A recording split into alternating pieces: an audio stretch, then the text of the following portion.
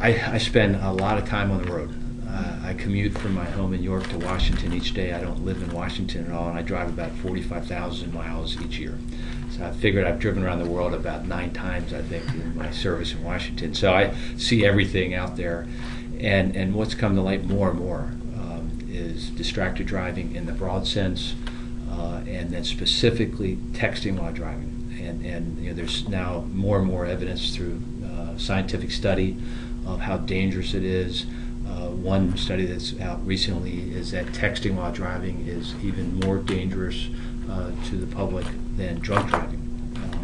And so this is something we need to deal with. We have a responsibility to make sure our highways are safe, both for those who are driving and then others, passengers in vehicles or even pedestrians.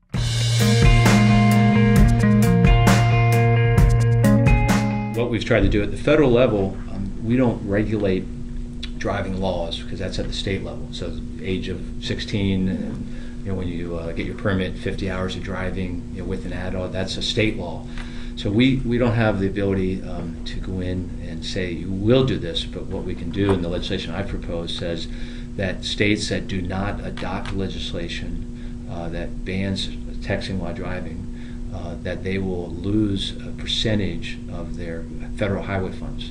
So they have the choice whether they want to do it or not, but since we provide billions of dollars of assistance to states, it's the leverage that the federal government has to say, we have a responsibility if we're going to give you this money, federal taxpayer money, is to make sure it's used wisely and is being used on the safest highways possible. And it's not just texting. It's eating a burger, going down the road. It's changing CDs. It's all those things we need to be cautious about. But what's specific about texting is most commonly done by younger drivers.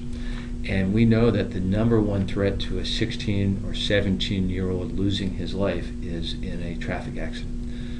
And so you combine a less experienced driver with texting while driving, a huge distraction, and that's just a great risk to that young driver as well as to anybody else on that same roadway who could be in the way of that driver who's distracted. So my hope is we're going to get some traction.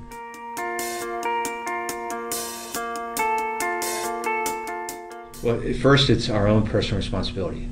I wish I could say I've never looked at an email while I'm driving. I have a BlackBerry with me nonstop, and some days I'd like to throw it out the window and be free of it.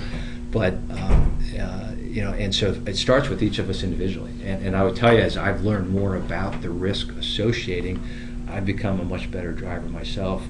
And not just to not text and not read an email or open up the BlackBerry, but also to be much more cautious, making sure I'm using my Bluetooth with the cell phone, hands-free, is to for each of us to take personal responsibility for our own actions, and that's the starting point.